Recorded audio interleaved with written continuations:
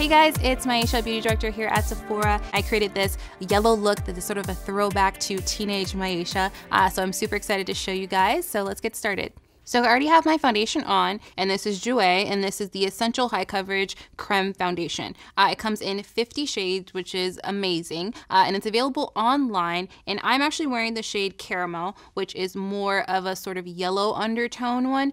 Cafe, I was almost a good match for me, but it was a little bit more pinky neutral. I also highlight it in the middle of my face, and I use Cashmere, which seems really light, but I like to use a tiny little bit of foundation when I highlight, so it worked out really well for me because I just put a sheer base on. It's a full coverage matte, but when it goes on, it looks very skin-like, so it's very easy to blend. I just put it on with a beauty blender and then spritz my face with a little bit of toner and let it kind of settle into my skin because it is so matte that I wanted that matte sort of natural finish to it. This is Kaja, and this is the blendable blush. They come in these cute little containers. There's different colors. I'm gravitating more towards this peachy color, which is called 03 Bossy. So you have this little component right here that's super cute. It's a little heart, and it's like a little sponge, and then you just put it down into the cushion right here and press and get a pretty good amount in there because it's a nice sheer formula, which I really like. I think I'm actually gonna like this formula even better when I have no foundation on because it's very glowy and very sheer. So I'm just gonna build it up on my cheek, and then I'm gonna take the number 47 foundation brush, which is synthetic, and just slowly blend it outwards. So I wanna get a sheer veil of it all over, and then just sort of build it up right in the center so it has a nice even blend.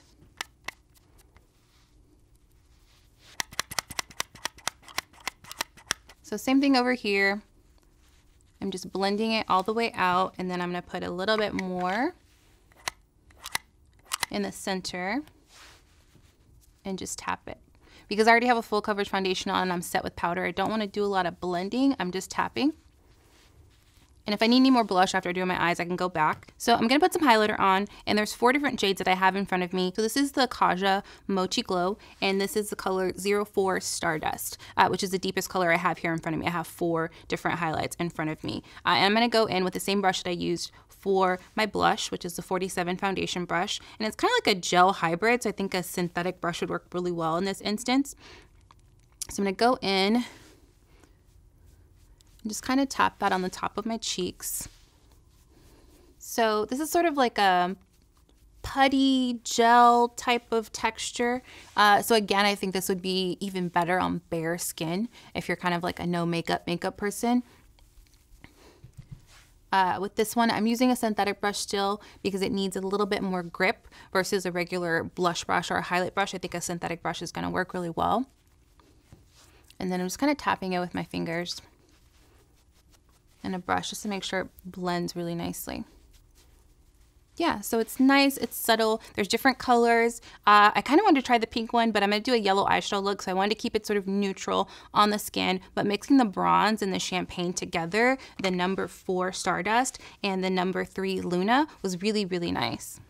So this is the Lunar Beauty Life's a Drag palette, and it has all these great colors that are really nice for everyday neutrals, but also has some fun colors as well. So definitely a time saver. You can kind of like pack this for a trip if you want to do something really crazy one night for vacation, but you want some neutrals as well. So I love a palette like that. When I first saw this palette, one of my favorite drag queens, she had the yellow on and she said it was the most amazing yellow. So I'm going to do a yellow look today that I'm really excited about, and this color is called Campy right here. So I'm gonna start with some white primer, and anytime you do any matte colors or even satin colors, if they're bright yellows or pinks or whatever, you wanna use a white base because you want the color to be true. Matte shadow is sort of similar to powder foundation in the way that it sort of oxidizes and blends into the skin after a while. So if you put maybe like a light peach on throughout the day, it'll sort of turn into like an orange or something like that. So with yellow, my skin is already very yellow, so it's very important for me to use a white primer. So I'm just blending my primer really well. You want it to be pretty seamless because if you have unblended primer, especially a white one or one with color, your eyeshadow will never really be blended fully. So just making sure it sort of fades away really nicely. So same thing over here. And it's okay if it gets on your lashes because you're obviously going to put mascara on. It'll probably act sort of like a primer for your lashes as well. And I'm just using a large eyeshadow brush. This is the number 14 shadow brush. And then I might switch to a smaller one just for a little detail. So color-wise, I think I'm gonna keep this pretty simple because I want the yellow to really be the star of the show. Okay, so I think I'm good with white primer. Now I'm gonna move on to my shadow. So I just wiped the brush off really well so I don't have to grab another one. I don't want it saturated with primer when I'm going into my powder. So I'm going in with the yellow eyeshadow Campy. And with matte shadows, especially really bright ones, you really have to add a couple layers. Because even the best quality shadow, if it's matte and bright or matte and a very light color, if you don't press them on like this, they tend to just go on patchy. So sweeping on a matte shadow, especially a bright one, isn't really gonna work. So I'm just putting the first layer on and just pressing and slowly building up. And again, like I said, matte, bright shadows tend to oxidize. So if you don't put a good enough layer, it'll just kind of get darker throughout the day, which can be really pretty, but putting a little bit more is gonna keep your look the same all day. Okay, so once we have that first layer down, now I'm gonna move into a crease brush. And this is the number 19 tapered crease with no shadow. And I'm just gonna blend that out. And you can kind of see there's more on my lid and there's less on my crease, and it looks like I have two different colors, sort of like a darker, sort of like tangerine color. So you wanna use that to your advantage. So I'm just blending the crease really well because this is sort of the foundation for my eye. Okay, so now we're gonna put on a second layer.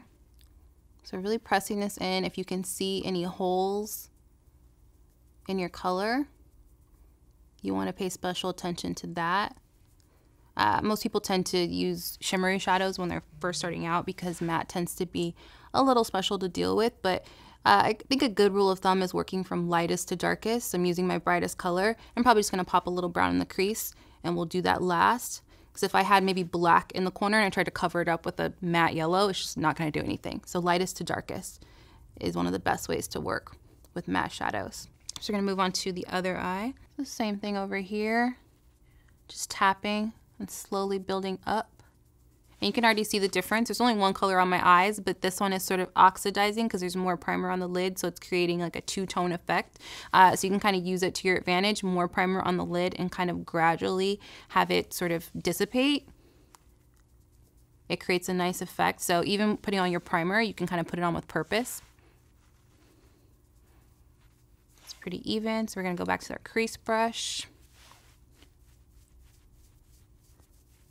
So I'm gonna brush it only on the edge. You don't want to blend over the yellow on the lid, just the crease. Okay, we'll add a second layer.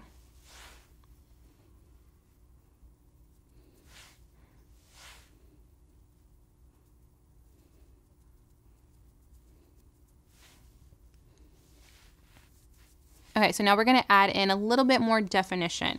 I'm gonna go into, I think Sickening, which is sort of like a camel color. It's very close to my skin tone, but I think, you know, I want the yellow to really stand out. I don't want it to be a harsh look. I kind of want it to be more mod and bright and fresh. So I don't want to go too dark on my crease colors. So just a little bit of it, which it picks up really well. It has a really good amount of pigment. So I just need the tiniest bit. So I'm just putting it right in the crease. And I wiped my brush off. So I applied with the crease brush, and then I wiped it off so I can do some blending, because if it's too saturated with product, it won't blend. It'll just kind of move stuff around. So it's completely clean now. Or if you have the luxury of having more than one brush, you can just use a crease brush to apply and then use the clean one to blend. And I do have lots of crease brushes, but I'm lazy, so I just like to wipe it off and keep going. A little bit more to kind of get that winged effect. Let's see. Okay, so the other side, same thing. That camel color.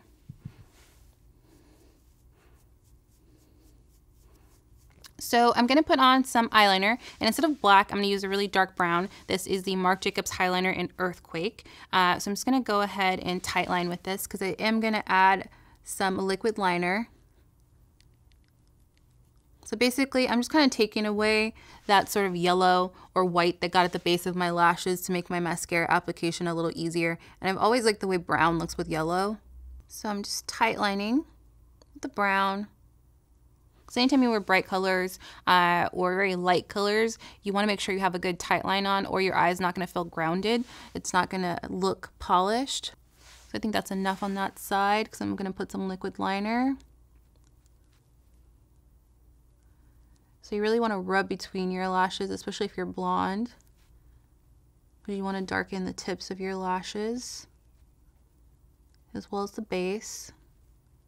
Okay, so I'm going to put on some mascara and lashes, and I will be right back. But if you wanted to see how I do that, there's plenty of videos of me putting on my lashes and my liner and all that. But I'll be right back in 2 seconds.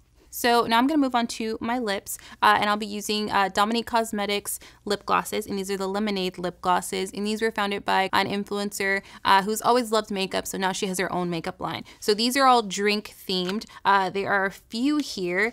This one right here, the baby pink one, is called Pink Lemonade. I think I'm going to go in with this one called Strawberry Lemonade. It's really pretty, but there's a few. There's Sweet Tea. They're just all drink themed, and what I like about them is I always tell you guys about nude lip colors and choosing something that's more sheer because you can see your lip through it. So these are more of a sheer to medium sort of coverage, so you can really see your lip through it. And it's probably like, especially this one, the Sweet Tea one, is going to be one of your ideal nude lip colors. I want a pop of pink because I already have some yellow on, so I'm going to go in with Strawberry Lemonade. But before I do that, I'm going to add a little bit of lip liner, and this is the Makeup Forever Artist Color Pencil in Total Taupe. It's just been my go-to for a nude lip for a while now since it came out. So I'm just going to outline my lips a little bit. And this is a very taupey color, hence the name. So it's going to act almost like a contour for my lips. And I think that's pretty much ideal when you're doing a nude lip so it doesn't look blah. It actually looks substantial.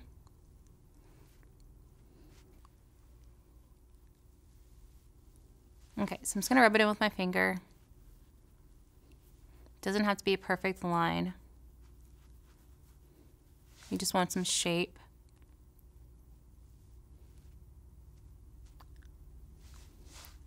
Okay, so I can't really decide. These are all really good colors. I thought I was going to do Strawberry Lemonade, but I'm actually going to do Peach Tea. Maybe I'll add another one in there, but I think this one's really pretty. And again, these are sheer to medium, which is pretty much my favorite type of gloss because I can still see my lip through it.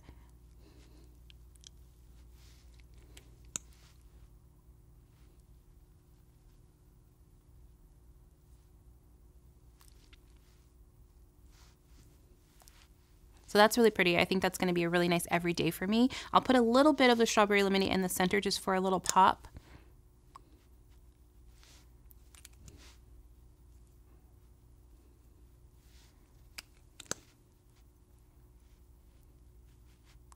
So I hope you guys enjoyed all this new product that I tried with you, and you can find all of this online. I'm excited to see if some of these are your favorites already. And as always, please subscribe to our channel and comment below if you have any questions. We love hearing from you guys in the comment section as well, and we'll see you next time, guys. Bye.